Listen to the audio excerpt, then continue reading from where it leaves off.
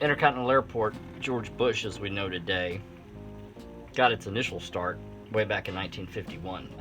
Houston was going to need a second airport to supplement or even replace what was Houston International Airport, what we call Hobby today.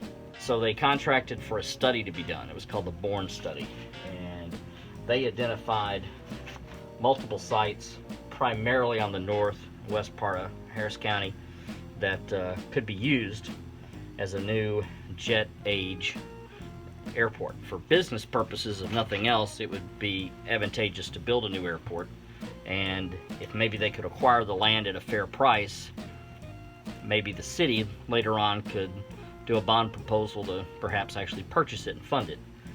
So Mr. Belt got with 18 Houston businessmen, and they later on were known as the pilots of Jotaro. But they created a holding company that they wanted to call the Jet Era Ranch Company. However, the secretary that typed up the articles of incorporation, all the legal documentation, she made a typo, and what she had typed, was supposed to have typed as Jet Era, actually was called Jotaro. And they held on to this for possible future use. And they presented it to the city, and the city thought that's a good deal. They sold it to them at cost, and in addition to the 3,000 acres, they went ahead and purchased another 4,300 for the city, so we had almost 8,000 acres to start with. In '61, they put out proposals for what the airport should look like. In March of '63, the city contracted with engineers of the Southwest to plan out and design the original terminal facilities, upgrading what was initially thought was going to happen in '61.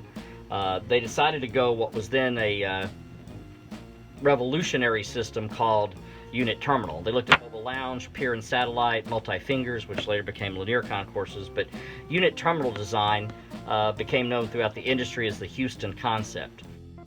They were looking at calling the airport Jotaro International. They decided to go ahead and go with Houston Intercontinental to differentiate from Houston International, or what's now Hobby.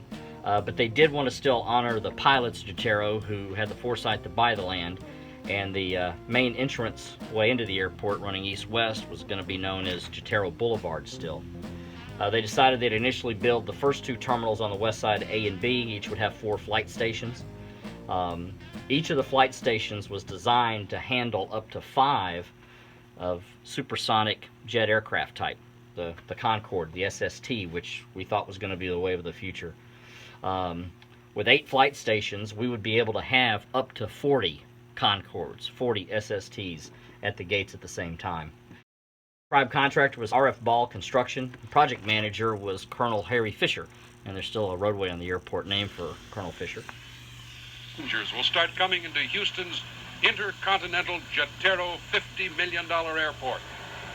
And there's the first example of what they'll see when it gets to its finished forms as they walk off the plane. This is Colonel Harry Fisher, the city's man in charge of everything that's going out in this 10-acre, 10-square-mile plot out here. Colonel, we're standing right here about where the tail of one of these huge jets would be when they pull up to that, aren't we? That is correct. If you'll notice, the lathe is the fueling points, and that is about the position of the wings of the airplane. Now, from the plane into the flight station, which you see the heavy entrances, will be the jetway. Colonel, the rains have been pretty heavy recently. How do we stand on schedule? Well, right at the present time, we're behind schedule. But as you can see now, with the good weather, why, we're attempting to gain some time back. At present time, the contractor is working 9 hours a day. And I think you can see from the rest of the contract that everyone is busy. So that means that, as we said, about a year from now, this is the place you'll fly in when you come into Houston via a jet. That's one of the finger terminals you'll go into. Looks a little rough right now, but those architect's drawings tell us it's going to be very beautiful. Nick Gearhart, Channel 11 News at Jotaro Intercontinental Airport. In December of '62, the first runway they started to work on was then known as 1432, what today is 15 left, 32 right. 1968 was another big marketing opportunity for the city. We were able to market Intercontinental as the world's first supersonic jet airport. And things were getting finalized, and we're getting more and more media coverage. In May of '69, the Dallas Morning News sent down one of their lead press reporters, and she was given a tour by the then future tower chief of the control tower. June 1st of '69, we had a large opening week celebration air show. Blue Angels were there. Goodyear Blimp, which was based in Houston at the time. Future president at the time, George Bush, 41. He was one of our local congressional representatives, and he was there with all of the Chamber of Commerce, Pilots Judiciaro, and City of Houston mayors that were there for our dedication ceremony on June 1st, '69. It would be 1 week later, on June 8th, when the very first operational flight arrived.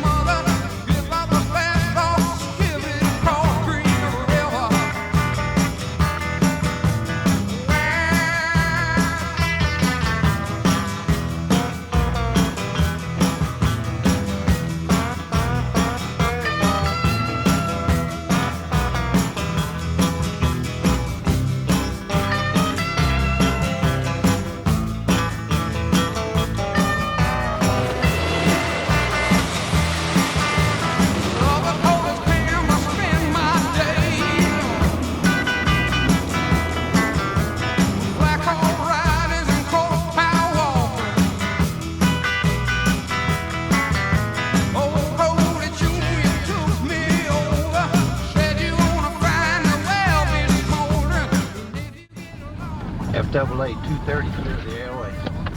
FAA 230, thank you. Squirrel's come.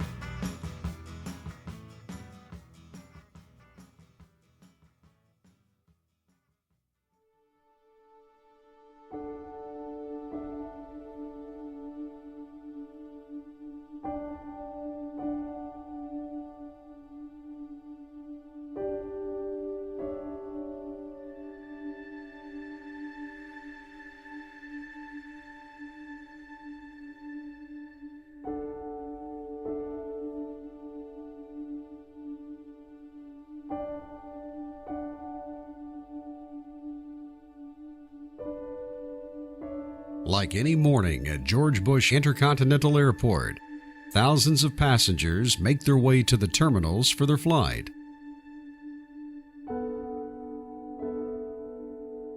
Hundreds of people are working behind the scenes to ensure every aircraft has a safe flight. Many passengers will go on their journey without ever seeing them or even knowing they exist. But without this group, the hundreds of flights in and out of Houston would not be possible.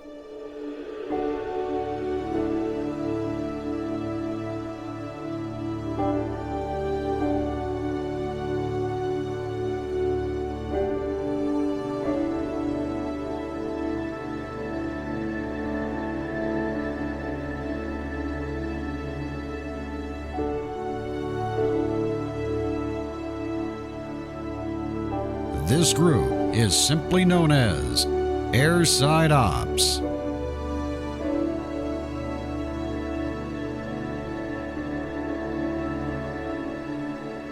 The Airside Operations Team at Bush Intercontinental Airport consists of supervisors and coordinators that work 24/7 to ensure the airfield is safe for aircraft operations. Through in-depth inspections and federal compliance checks, this group of individuals keep the airport operational year-round in all weather conditions.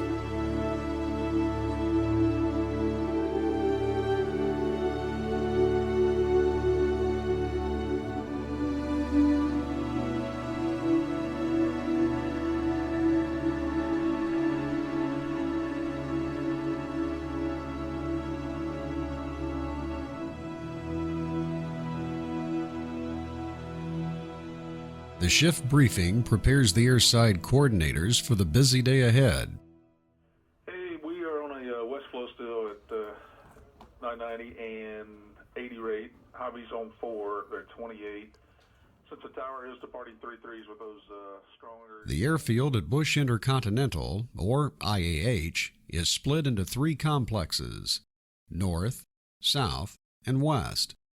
During the shift briefing, each coordinator is assigned a complex and call sign for the shift. The primary airside coordinator on shift is assigned with managing the airfield and is known as Ops 30. During the shift, Ops 30 handles calls from various agencies and contractors, manages airfield logistics, and responds as primary support to aircraft alerts. Ops 31, the secondary coordinator, will assist in managing the airfield and will handle the required paperwork for major events. This coordinator will also provide emergency support to Ops 30 as needed during the shift. Attention all airport personnel, be advised, have an emergency in progress. United Flight 2023, Boeing 737, 3 minutes out, landing runway. As soon as the sun breaks the horizon, Airside Ops must prioritize runway inspections before the busy arrival and departure banks. Airside Ops operates under a LOA that allows us to take any taxiway in the PCA, the pre-coordinated area, the movement area basically, without making any radio calls, as long as I monitor the radio and give way to any and all aircraft. So all the radio calls we typically make are for runways. Houston Tower, Ops 8 Tree. Ops 8-3, Houston Tower, good morning from the approach and proceed on to runway 27. From the approach end, proceeding 27 for inspection Ops 8 Tree.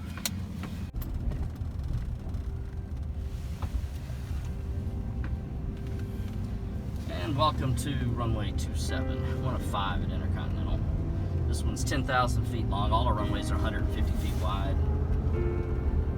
So we're looking for pavement issues, we're looking for markings, we're looking for signage, looking for FOD, foreign object debris, checking nav aids, wind cones.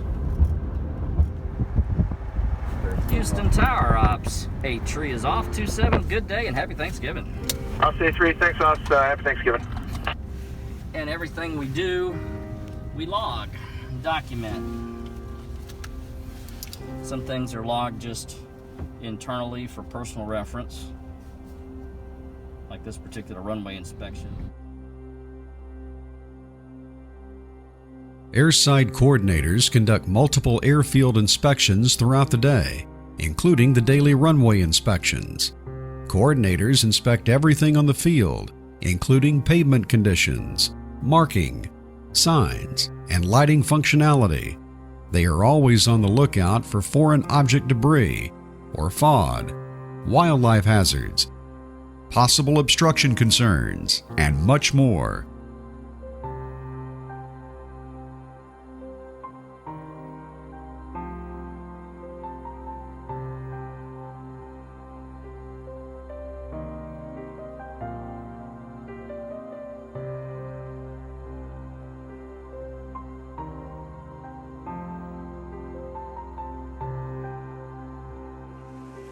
Houston Airport closed except for humanitarian and military aircraft totally.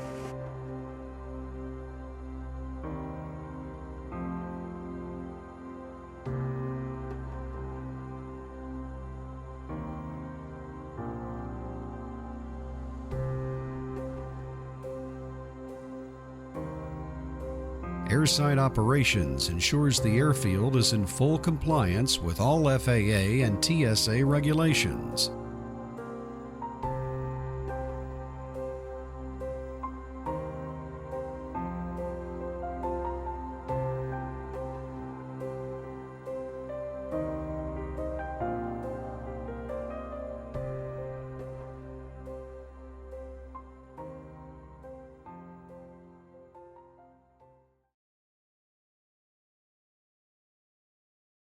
Houghton, you just did an incredibly brave thing. What you should have done is go refuel your vehicle. You don't own that truck, the taxpayers do. Son, your ego is writing checks your body can't cash. You need to be doing it better, cleaner than the other guy. Now what's with you? I just want to serve my city and be the best airside coordinator I can be. Sir! I gotta send somebody from this shift to 1-5 right. I gotta give you your dream shot. I'm going to send you back on the AOA. You two characters are going to reopen 1-5 right. Get out of here.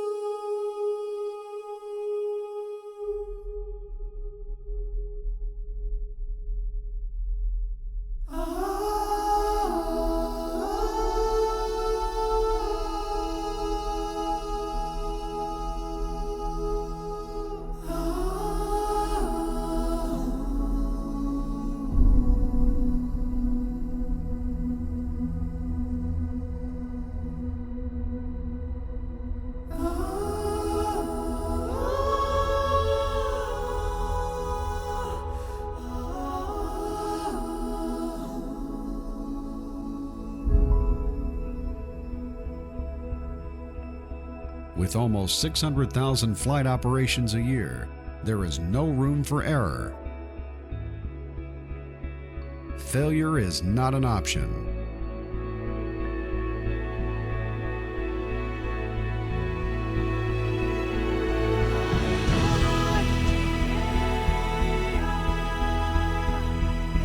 through it all. The Airside team at IAH will always be there, night and day, to ensure reliability and safety at one of the world's largest airports.